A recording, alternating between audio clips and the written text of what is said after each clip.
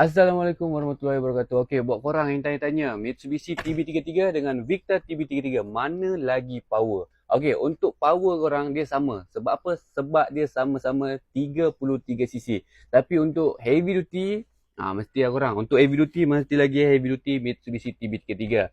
Yang ni dia menggunakan karburator TK, karburator Japan original. Yang ni Mitsubishi original Japan. Memang full original lah. Okay, jadi dia lagi heavy duty. Kalau korang nak pakai dalam masa yang lama, sangat-sangat sesuai pakai Mitsubishi TB33. Untuk Victa ni, bukan tak boleh nak pakai dalam masa yang lama, tapi dia tak boleh lama macam Mitsubishi korang. Yang ni Victa TB33 33cc. Untuk dia punya masa boleh pakai dalam masa 1 hingga 2 jam direct korang. Yang ni kan boleh pakai satu direct. Yang ni 1 hingga 2 3 jam lah macam tu.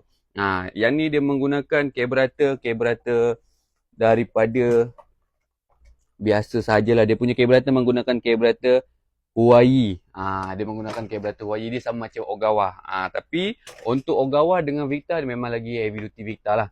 Jadi kalau Victa dengan Mitsubishi, mana lagi heavy duty, mana lagi power. Untuk power dia sama, tapi untuk heavy duty lagi heavy duty Victa. So buat korang, minat yang mana korang boleh komen kat bawah. Korang berminat boleh terus WA dekat HQ Warna Machinery Strip Taling. Tak ada apa-apa boleh komen saja. Assalamualaikum. Kita ciao loh.